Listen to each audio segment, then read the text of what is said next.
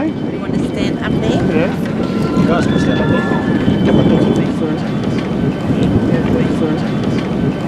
Some of the hawker hunters use a similar cartridge, but there is different types of them.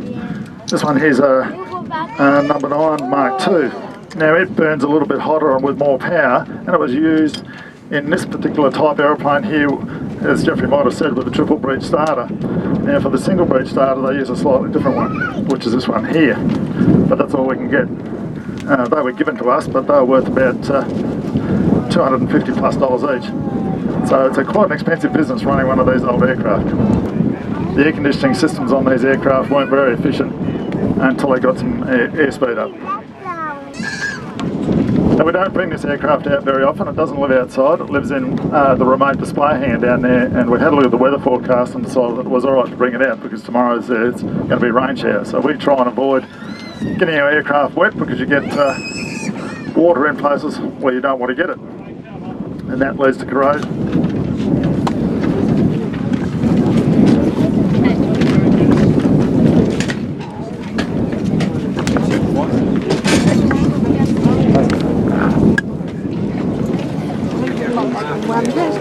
No idea. Should have bought two.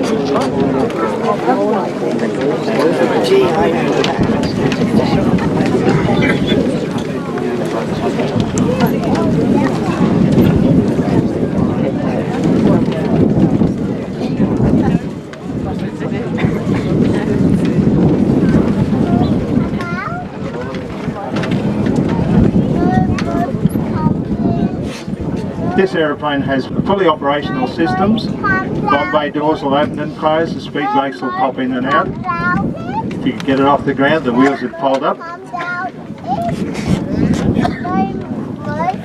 One of the reasons the Canberras were taken out of service is that after many years of operational service they started to develop cracks and it became uneconomic to maintain them, and you better move on to a new generation aeroplane. This aeroplane does have some cracks in the airframe. It was flown into the museum, but it'll never fly out again. You look up to your left, folks.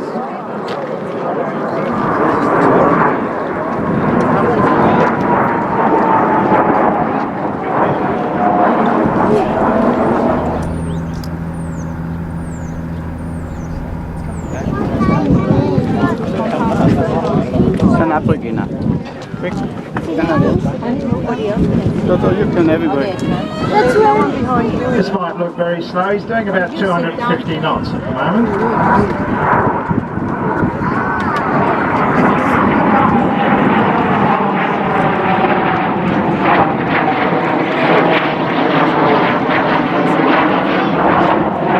Notice it doesn't have any HF antennas outside the aeroplane. You can see the big rails on the lower surface of the wing where the target towing winches were mounted. No.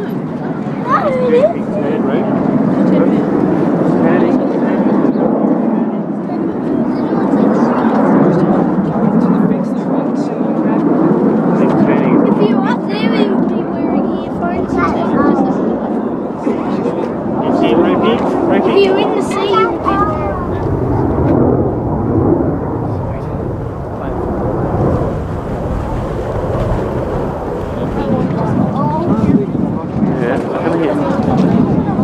He's coming towards us. He's coming towards us. They're just going to fly over the top of us.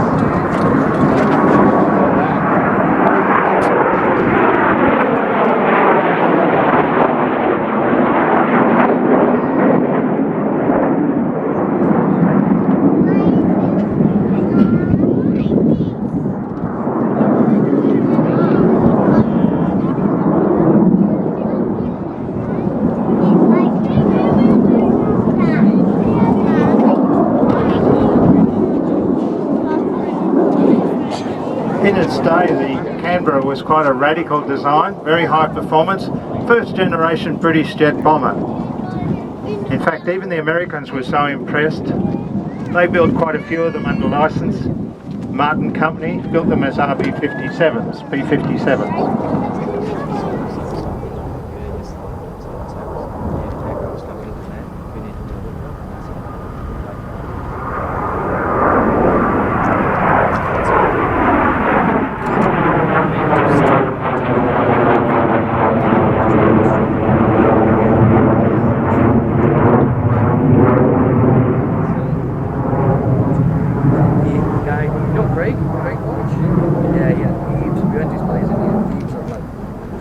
disasters. There's two super boomers were flying here up.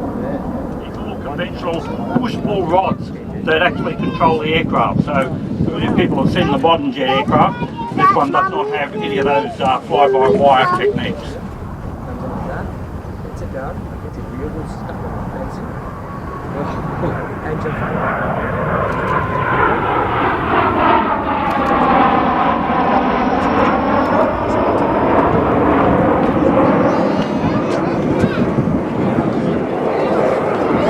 Any questions, if you're out there?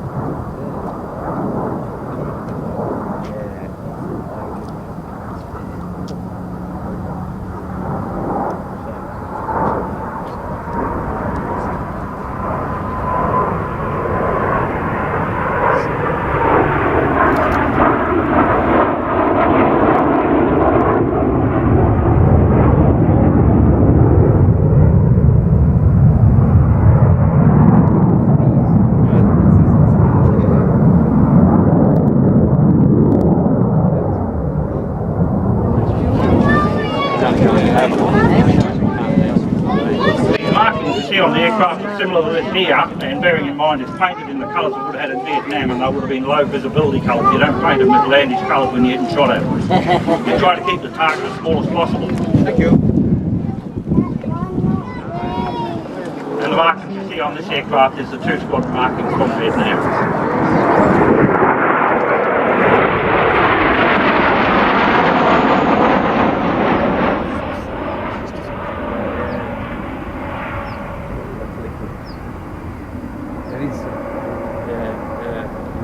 Staggering. Yeah. Blow up some dust. Blow up some dust. Yeah. Suck up. Look at the speed.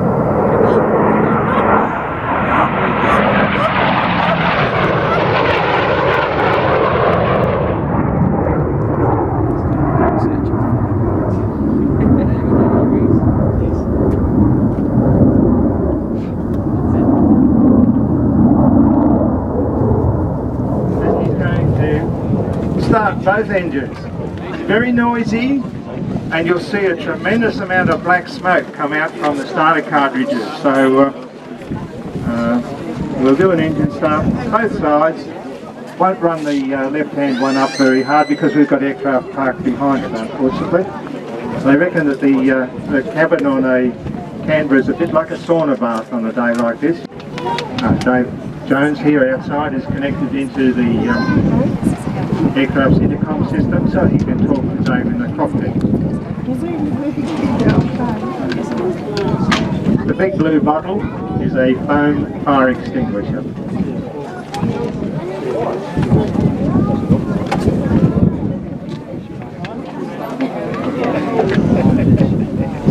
So he hasn't got a navigator, so send the pilot. Yeah.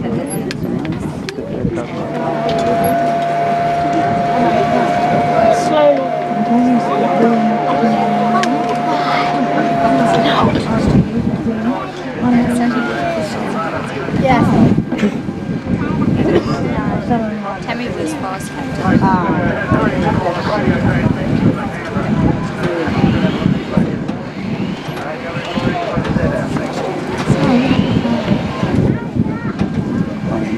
The electrical system's on, you can hear some pumps running, the lights are on.